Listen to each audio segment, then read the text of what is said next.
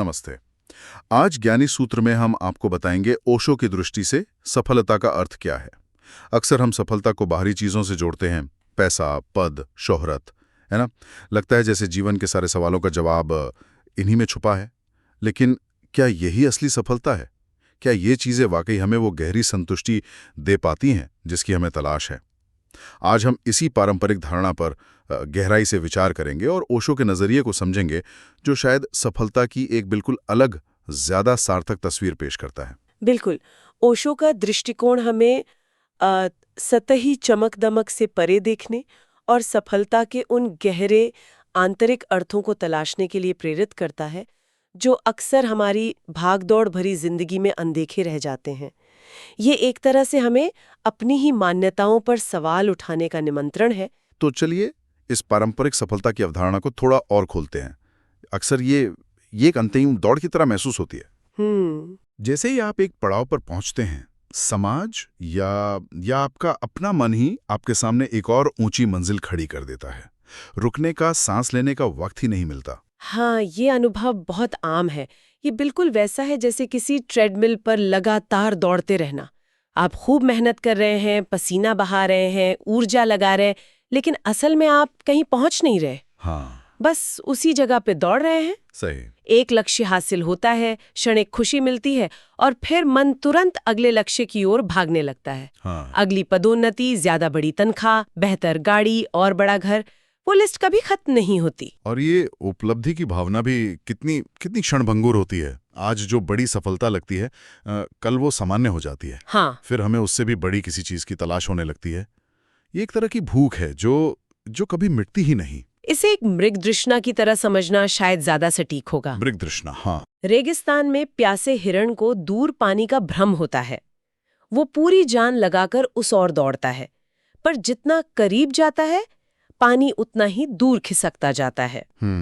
अंत में अगर उस जगह पहुंच भी जाए तो वहां पानी नहीं, सिर्फ तपती रेत और निराशा ही हाथ लगती है। बाहरी सफलता की चाह भी कुछ ऐसी ही है। ये स्थायी संतुष्टि का वादा करती है, पर वो वादा कभी पूरा नहीं होता। तो हम एक ऐसी चीज के पीछे भाग रहे हैं जो लगातार हमसे दूर भाग रही है, या जो मिलने पर भी हमें वो नहीं दे रही जिसकी हमें असल में तलाश है। बिल्कुल। ये तो उपलब्धि को और ज्यादा चाहने का एक अंतहीन चक्र बन जाता है। इसमें स्थायी संतुष्टि कैसे मिल सकती है? ये सवाल ये वाकई विचारणीय है। और यहीं पर एक और बुनियादी सवाल खड़ा होता है।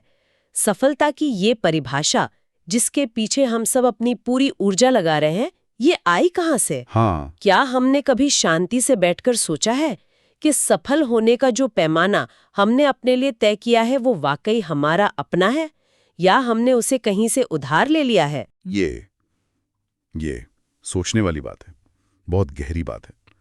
अक्सर ये परिभाषा हमें समाज से, अपने माता पिता की अपेक्षाओं से, स्कूल कॉलेज की शिक्षा से, मीडिया के विज्ञापनों से, और आजकल तो सोशल मीडिया पर देखने वाली दूसरों की आदर्श जिंदगियों से मिलती है। हम अनजाने में ही इन बाहरी पैमानों को अपना लेते हैं। बिल्कुल।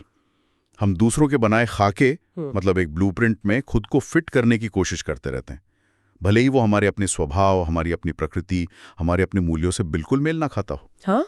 ये कुछ वैसा ही है जैसे किसी और के नाप के कपड़े पहनने की कोशिश करना। वो शायद उन पर फपते हों, पर आप पर भी कभी सही नहीं बैठेंगे। आप हमेशा असहज महसूस करेंगे। सही कहा। आपको लगेगा कि कुछ गलत है, पर समझ नहीं पाएंगे कि क्या। हाँ, वही। और ये जानना भी महत्वपूर्ण है कि सफलता की ये सामाजिक परिभाषा कोई सार्वभौमिक सत्य नहीं है। नहीं, बिल्कुल नहीं।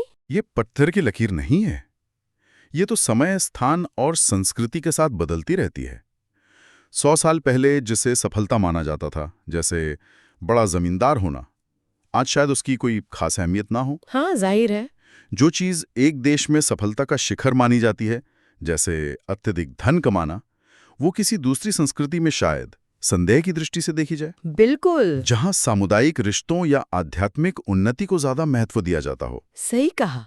जैसे किसी पारंपरिक पूर्वी समाज में शायद परिवार में सामंजस्य, बुजुर्गों का सम्मान और समुदाय के साथ गहरे रिश्ते ये सफलता के प्रतीक माने जाते हों। हाँ। वहीं किसी आधुनिक पश्चिमी समाज में व्यक्तिगत उपलब्धि, करियर की ऊंचाई और आर्थिक स्वतंत्रता को ज्यादा महत्व दिया जा सकता है। तो ये जरूरी है कि हम खुद से पूछें, मैं सफलता की जिस परिभाषा के पीछे भाग रहा हूं वो किसकी है? क्या वो वाकई मेरे अपने हृदय की पुकार है, या मैं बस समाज की तय की हुई एक अंधी दौड़ में शामिल हो गया हूं। चलिए एक पल के लिए मान लेते हैं कि कोई इस पारंपरिक दौड़ में अव्वल आ भी जाता है, समाज के बनाए सारे मानकों पर खरा उतरता है, अच्छी नौकरी, ऊंचा पद, बड़ा घर, बैंक बैलेंस, नाम, शोहरत, सब कुछ। हाँ, तो क्या इस बात की कोई गारंटी है कि उसे अंदर से शांति, सुकून और सच्ची खुशी मिली ही जाएगी? आम धारणा तो यही कहती है कि सफलता ये सब लेकर आती है। लेकिन जीवन का अनुभव अक्सर कुछ और ही कहानी कहता है। ये एक बड़ा विरोधाभास है कि कई बार पारंपरिक सफलता हासिल करने के बाद लोगों का तनाव और उनकी चिंता कम होने के बजाय बढ़ जाती है। हाँ, ये सच है। उन्हें लगता था कि मंजिल पर पहुंचकर आराम मिलेगा, पर वहां पहुंचकर एक नई तरह की, शायद और गहरी बेचैनी शुरू हो जाती है। हाँ, ये मैंने भी महसूस किया है और देखा भी है। ऊंचा पद मिल गया तो अब उसे बनाए रखने का निरंतर दबाव, कहीं कोई छीन न ले, बिल्कुल, कहीं मुझसे बेहतर कोई और ना आ जाए। वो डर बना रहता है। भैया नंखा है तो उसे सुरक्षित रखने, निवेश करने और बढ़ाने की चिंता। शेयर बाजार ऊपर नीचे होता है तो रातों की नींद हराम। प्रसिद्धि मिल गई तो लोगों की बदलती उम्मीदों पर खरा उतरने का भारी बोझ, प्रासंगिक बने रहने की चिंता। आप जितना ऊंचा चढ़ते हैं, गिरने का डर उतना ही ज्यादा सताने लगता है। बिल्कुल, वो कोना वाला शानदार ऑफिस या वो प्रतिष्ठित टाइटल मिलने के बाद शायद रात को सुकून की नींद ना आए। लगातार खुद को साबित करते रहने का दबाव, हर पल मूल्यांकन किए जाने का एहसास, ये सफलता एक पिंजरा भी बन सकती है। हाँ, उदाहरण के तौर पर सोचें, किसी ने बहुत धन कमा लिया।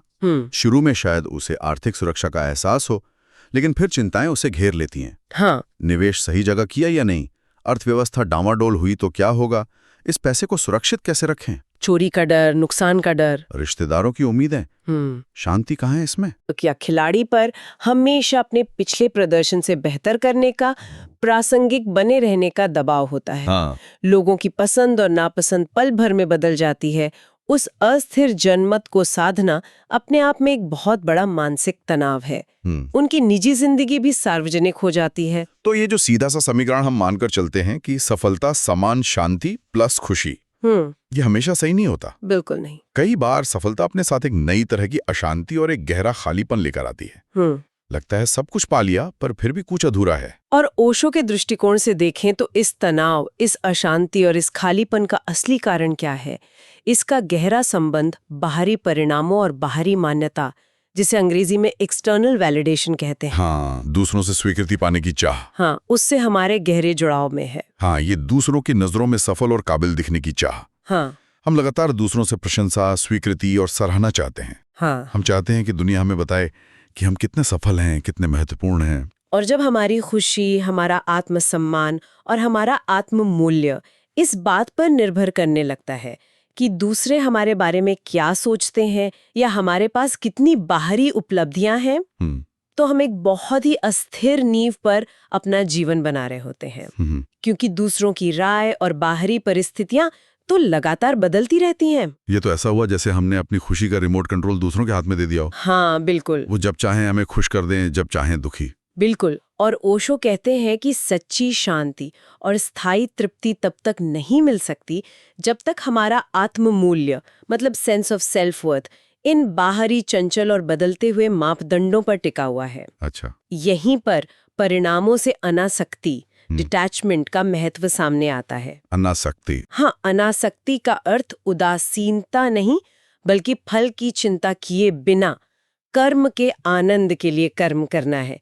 अपने प्रयास में पूरी तरह डूब जाना, परिणाम को स्वीकार करना, चाहे वो कुछ भी हो। तो फिर ओशो की दृष्टि में असली सफलता है क्या? अगर ये पैसा, पद, शोहरत, बाहरी मान्यता नहीं है, तो फिर क्या है? ये जानना ये बहुत दिलचस्प होगा। ओशो का दृष्टिकोण पारंपरिक सोच से बिल्कुल हटकर है। उनके अनुसार सच्ची सफलता किसी बाहरी उपलब्धि में नहीं, बल्कि आंतरिक विकास में है। आंतरिक विकास? हाँ, स्वयं को जानने में है, जिसे आत्मज्ञान या सेल्फ नॉलेज कहते हैं। ये बाहर की दुनिया में कुछ पाने की दौड़ नहीं, बल्कि अपने भीतर कुछ होने की यात्रा है। मतलब सफलता बाहर इकट्ठी करने वाली चीज नहीं, बल्कि भीतर अनुभव करने वाली अवस्था है। हाँ, बिल्कुल। ओशो कहते हैं कि समाज जिसे सफलता मानकर उसके पीछे भागता है, वो अक्सर हमारे अंदर के गहरे खालीपन, एक भीतरी रिक्तता को भरने की सतही कोशिश मात्र होती है। हम बाहरी चीजों, धन, रिश्ते, पद, मनोरंजन से उस अंदरूनी खालीपन को पाटने की कोशिश करते हैं, लेकिन वो भरते नहीं, क्योंकि उसकी प्रकृति बाहरी नहीं, आंतरिक है। असली खजाना तो भीतर है। तो असली सफलता बाहर कुछ हासिल करना नहीं, बल्कि भीतर अपने वास्तविक स्वरूप को जानना और उसमें स्थित होना है। बिल्कुल। और इसका एक बहुत महत्वपूर्ण पहलू है अपने प्रामाणिक स्वरूप, अपने ऑथेंटिक सेल्फ में जीना। प्रामाणिक स्वरूप। हाँ, इसका मतलब है किसी और की नकल न करना, समाज के बने बनाए सांचों में फिट होने की कोशिश न करना, बल्कि अपने सहज स्वभाव, अपनी अनूठी प्रकृति के अनुसार जीना। जैसे गुलाब का फूल गुलाब बनकर ही सफल है, कमल बनने की कोशिश में नहीं। हाँ, सही। जब जीवन अपनी प्रकृति के अनुसार सहजता से खिलता है, वही सच्ची सफलता है। यानी अपनी अद्वितीयता, अपनी निजता का उत्सव मनाना। जो हम सच में हैं, उसे बिना किसी डर या शर्म के जीना। हाँ, और दूसरी उतनी ही महत्वपूर्ण बात है वर्तमान क्षण में पूरी तरह जीना। वर्तमान क्षण में। हाँ, ओशो बार बार इस पर जोर देते थे कि सफलता भविष्य की किसी काल्पनिक मंजिल पर नहीं रखी है, वो तो इसी पल में यहीं अभी मौजूद है। अच्छा। जब आप जो भी कर रहे हैं, चाहे वो छोटा सा काम हो या बड़ा, उसमें पूरी तरह से उपस्थित हैं, पूरी जागरूकता और तल्लीनता के साथ, वही सफलता का अनुभव है। इसका मतलब ये हुआ कि भविष्य के लक्ष्यों के पीछे लगातार भागना ही हमें वर्तमान क्षण के अनुभव से वंचित कर देता है, और शायद यही असलियत सफलता है। हाँ, हम हमेशा वहां पहुंचने की कोशिश में यहां रहना भूल जाते हैं। बहुत खूब कहा। ओशो के अनुसार अगर आप जो कर रहे हैं उसमें आनंदित हैं, आपको उस काम को करने की प्रक्रिया में ही गहरा रस मिल रहा है, तो आप सफल हैं। अच्छा। परिणाम क्या होगा, दुनिया उसे सराहेगी या नहीं, वो उतना महत्वपूर्ण नहीं है जितना उस प्रक्रिया में, उस प्रोसेस में, उस कर्म में मिलने वाला आनंद और संतोष। जैसे कोई चित्रकार सिर्फ चित्र बनाने के आनंद के लिए चित्र बनाता है, उसकी बिक्री या प्रसिद्धि के लिए नहीं। वो आनंद ही उसका इनाम है। यह सोच तो मन को बहुत हल्का कर देती है। इसका मतलब है कि सफलता कोई दूर की मंजिल नहीं, बल्कि हमारी यात्रा करने का ढंग है, हर पल जीने की कला है। और इसी वर्तमान में जीने और प्रामाणिकता से जुड़ा है ओशो का महत्वाकांक्षा, एम्बिशन पर गहरा चिंतन। महत्वाकांक्षा। हाँ, वो महत्वाकांक्षा को ही सारे तनाव, प्रतिस्पर्धा और इस अंधीन दौड़ का मूल कारण मानते थे। ये कुछ विशेष बनने की जो तीव्र इच्छा है, दूसरों से आगे निकलने की होड़, यही हमें वर्तमान से उखाड़कर भविष्य की मृग तृष्णा के पीछे भगाती रहती है। हाँ, ये लगातार बेहतर से बेहतर होने की दौड़, स्कूल में पहला नंबर लाने की होड़ से शुरू होकर जीवन के हर क्षेत्र में सबसे आगे निकलने की चाह, इसमें शांति कहाँ? ओशो कहते हैं कि जब आप ये कुछ बनने की दौड़ छोड़ देते हैं और बस होने पर, बीइंग पर ध्यान केंद्रित करते हैं। होने पर। हाँ, यानी जो आप इस क्षण में हैं, उसे पूरी तरह स्वीकार करते हैं, अपने सहज स्वभाव में स्थित होते हैं, तब असली सफलता का फूल खिलता है। यह बाहरी लक्ष्यों के पीछे भागने के बजाय अपने केंद्र में, अपनी जड़ों में वापस लौटना है। होना बनना, ये गहरा सूत्र है जी। लेकिन फिर ये सवाल उठता है कि ये बाहरी सफलता जिसके पीछे लगभग पूरी दुनिया भाग रही है, ये आखिर लोगों को अंततः निराश क्यों करती है? क्यों इतिहास में हम ऐसे उदाहरण देखते हैं जैसे बुद्ध या महावीर, जिन्होंने सब कुछ पाकर भी उसे व्यर्थ पाया और छोड़ दिया? ओशो इसका बहुत मार्मिक और गहरा विश्लेषण करते हैं। वो कहते हैं कि बाहरी सफलता अंततः इसलिए विफल और अपर्याप्त साबित होती है क्योंकि मनुष्य की जो अंतरतम खोज है, जो गहरी प्यास है, वो असल में धन, शक्ति, पद या इंद्रिय सुख की है ही नहीं। अच्छा। ये सब तो बस सतह की जरूरतें या इच्छाएं हैं, असली प्यास कुछ और है। तो फिर वो असली गहरी प्यास किस चीज की है? मनुष्य की असल खोज है उस शाश्वत घर की, एटर्नल होम की, जहां पहुंचकर फिर कहीं भटकना न पड़े, उस परम विश्राम की, एटर्नल रेस्ट की, जहां कोई तनाव, कोई चिंता न हो, उस स्थायी अविरमणीय शांति की, नॉन टेम्पोरल पीस की, जो समय और परिस्थितियों के बदलने से बदलती नहीं। असल में गहराई में हम सभी मृत्यु से अभय खोज रहे हैं। मृत्यु से अभय? हाँ, एक ऐसा जीवन खोज रहे हैं जिसे मृत्यु छू न सके, जो अविनाशी हो। और जाहिर है यह गहरी आध्यात्मिक खोज बाहरी सफलता से पूरी नहीं हो सकती। बिल्कुल नहीं। कितना भी पैसा, कितनी भी ताकत, कितना भी नाम और शोहरत हमें अमरता या शाश्वत शांति नहीं दे सकते। बिल्कुल नहीं दे सकते। और जब कोई व्यक्ति बाहरी सफलता के शिखर पर पहुंचता है, जैसे राजकुमार सिद्धार्थ जो बाद में बुद्ध बने, उनके पास सब कुछ था, या महावीर जो स्वयं एक राजकुमार थे, हाँ, और तब उसे ये तीव्र बोध होता है कि ये सब महल, राजपाट, सुख सुविधाएं व्यर्थ हैं। ये मेरी असली प्यास नहीं बुझा सकते, ये मुझे वो नहीं दे सकते जो मैं सच में खोज रहा हूँ।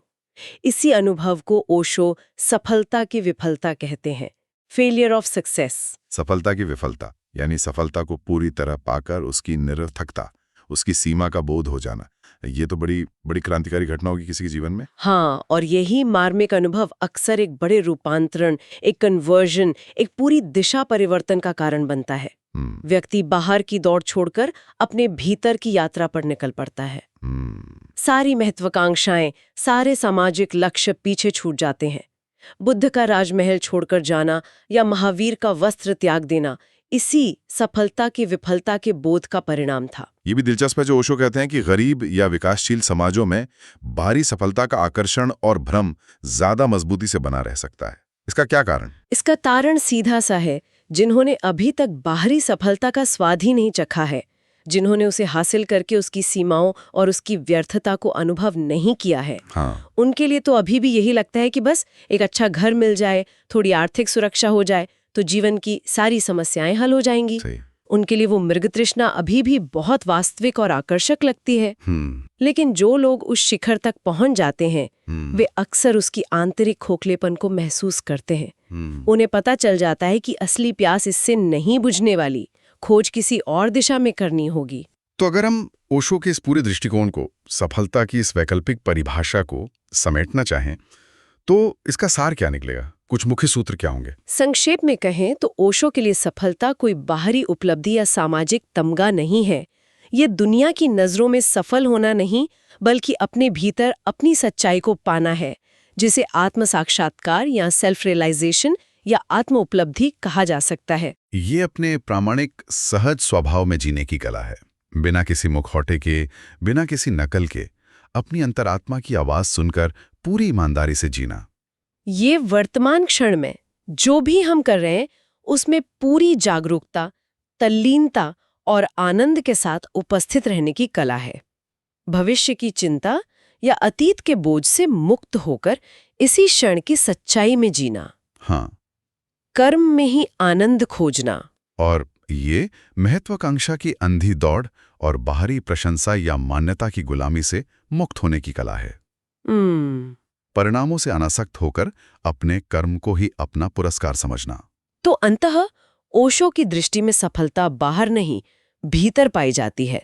ये कुछ बनने की होड़ में नहीं, बल्कि सहजता से होने की कला में है।